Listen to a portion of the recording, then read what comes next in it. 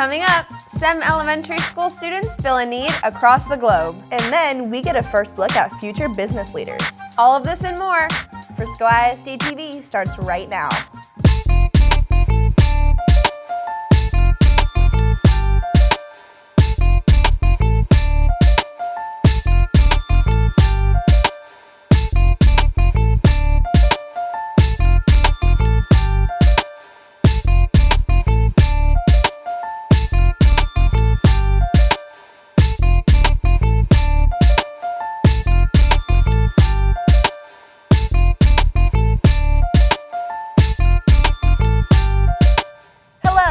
The last episode of the season for Frisco ISD-TV. I'm Miranda Alexander. And I'm Mary-Kate Sunderman. Thanks for joining us. To begin, in its elementary, my dear, we see how young students find a way to help out and build awareness. Natasha Burklow has more.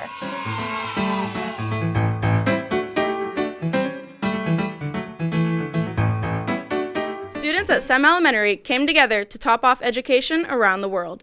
Their spare change helped transform a learning environment.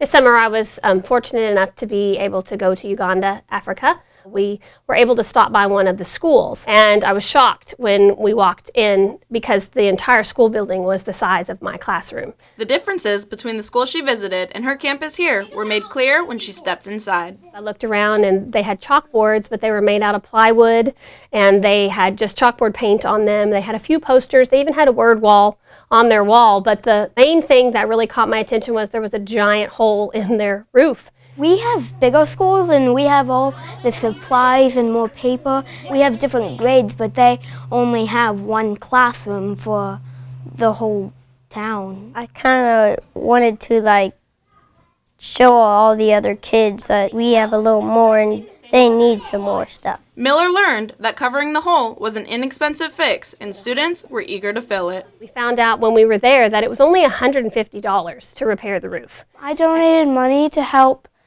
the kids in Africa that don't have a roof on their school, so they can't do as much stuff as we can. SEM Elementary went beyond their goal, and the extra funds came in handy.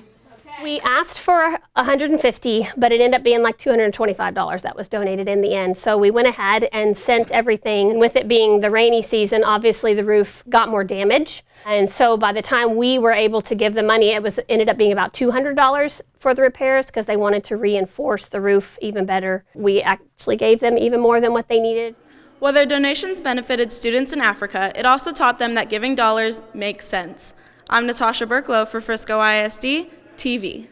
Thanks, Natasha. It's really inspiring to see the efforts they made to make a difference. And speaking of inspiring, in the middle of it all, Cassidy Freeman got the inside scoop on the heart of a champion.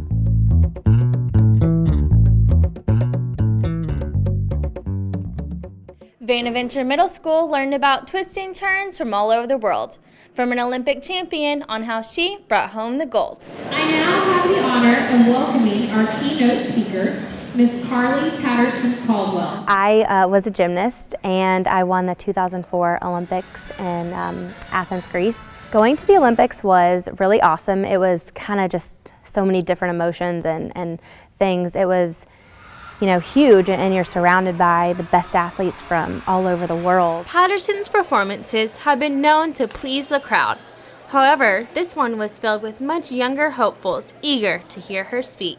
I am very excited to be here and speaking to you guys on Career Day. Achieving what I did was really, really hard. But the first principle is hard work never disappears, and it's something Yevgeny Marchenko, my coach, told me so many different times. Patterson connected hard work in her sport to education. It seems the students got the message. Never give up, regardless of what happens. If I don't get into that top college that I really want to go to, I just got to keep trying and then maybe go to a better place. Patterson shared many obstacles she had to overcome throughout her career. One in particular was an injury to her elbow. You have me with my elbow that's already kind of compromised, and I fall back on it doing a skill, and I hear this pop. I was this close to giving up my spot to compete, and I don't want to give up on myself and how hard I've worked, and I don't want to give up on my team. My favorite part about the speech was getting to see how she persevered and through hard times with her arm and stuff, and how she just kept going and didn't stop. I feel like I can take what I've learned and the lessons and the certain things and share them with other people, and hopefully it can help them as well. Success isn't about the grade or the medal. It's what you put into it to achieve that medal or that A. Hopefully her visit will transfer a routine of dedication in the classroom for students. I'm Cassidy Freeman for Frisco ISD-TV. Great story, Cassidy. That takes a lot of dedication. Carly Patterson actually used to live by me, so I met her a few times. That's cool. It's amazing to see how far she's come in her career. Some Frisco ISD students created a team that's off to a rolling start. Here's Devin Rowland with the story.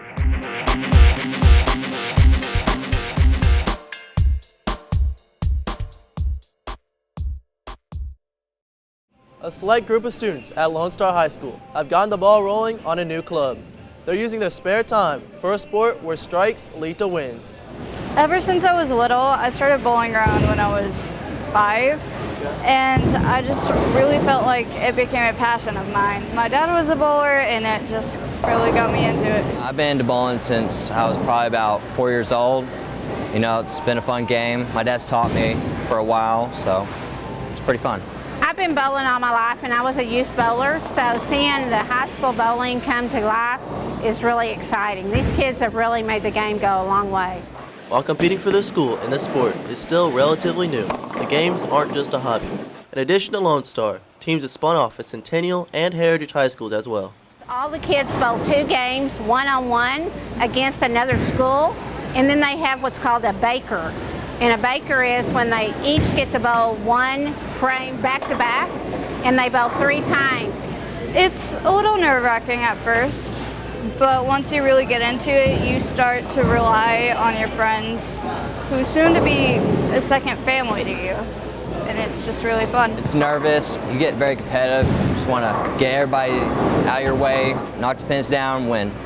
The club at Lone Star is based on relationships. Some athletes also have a history with the game. I wanted to join this team because I had recently moved schools, and at my old school we had a big bowling program, and so I decided to found one here in Frisco. I had a team at an old high school, and it was a high school team. We won every tournament, and you know, my girlfriend that started the bowling team here, so that's why I figured to join the team here. Bowling teaches key lessons that extend beyond the lane. Teamwork, it's a mental game as well. It's a team sport as well as an individual sport. Determination, and I feel a lot more confident with myself, and I've made a lot of good friends. Just fun, the experience, you know, the learning, you get to use it in life. Hopefully, these lessons will keep them on the right path. I'm Devin Rowland for Frisco ISD-TV. Thanks, Devin. Now we get to see how the next generation of entrepreneurs impressed a panel of judges. Here's Brandon Bird.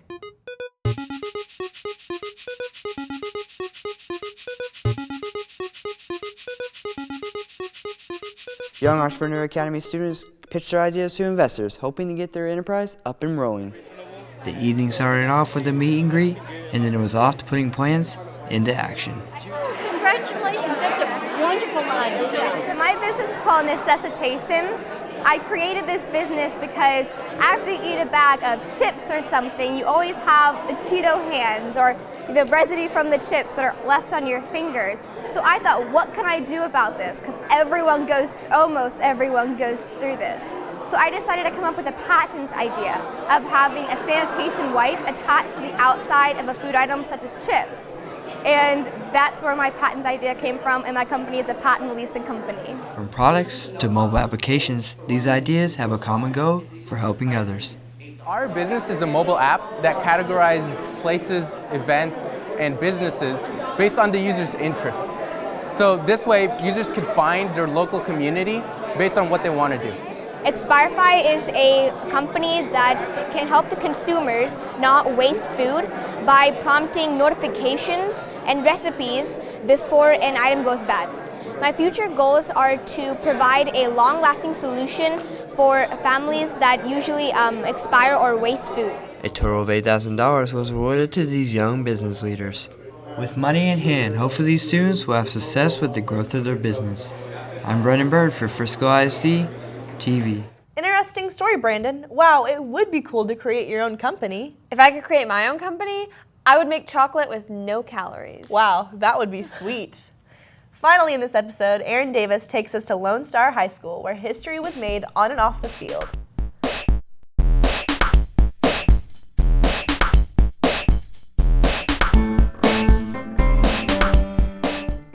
I think a lot of people look at it as what did we do this season, but really it was what did we do from the time we opened until that point. We're here in Ranger Nation, home of the history makers.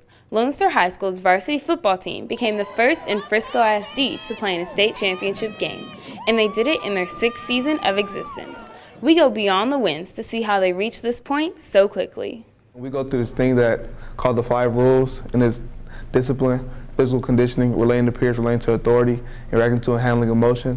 And if we all do that as a team, I feel like we can be the best team in the world. Sticking with these values and hard work, no matter the setting, helped the Rangers prepare for each showdown. We just stayed hungry, grinded every single day, whether it was in the weight room, on the field, at practice, we just grinded. We just looked at it as trying to take care of business 1 week at a time, and throughout that process, we were able to make history in Frisco ISD.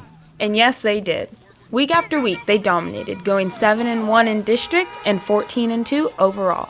A strong weapon they use is the kinship among them. We have a lot of good times together. We crack jokes all the time. It's just like a brother. I can say that I hang out with the most is the people, as my teammates. Really, it's like a family or a brotherhood, so it's always great to bond with them. The thing that brought this team together that was so special is the leadership and the accountability that they had to one another. You would approach difficulties in games no matter what it was always getting closer to one another, getting more unified. A loss to Cedar Park High School in the state championship sent them home looking forward to next season. It's been such a historic run, and everybody wants us to make an appearance here or be recognized, and rightfully so. It's a huge accomplishment for our team. But for the juniors and the sophomores and the 9th graders, we kind of have to wash our hands of this and be proud of it, but move on to the 2016 season. The outcome we had wasn't what we wanted, so we know we got to work harder to get the championship next time. Nobody really expects us to do it, so we're just going to try to do it again. Ultimately, it's what's inside that locker room and the type of character and the type of discipline, the type of leadership that a team has that allows you to make a great run like we did. Determined to make it to state again, this past record-breaking season serves as a source of motivation to get them there. Our names will be forever remembered for a long, long time, and we won't be forgotten. I'm Aaron Davis for Frisco ISD-TV. Thanks, Aaron. That's it for this episode of Frisco ISD-TV. Thanks for joining us as we close out Season 8. And be sure to stay in the loop next school year as we continue discovering new and exciting things happening in Frisco ISD. I'm Mary Kate Sunderman. And I'm Miranda Alexander. Thanks for watching.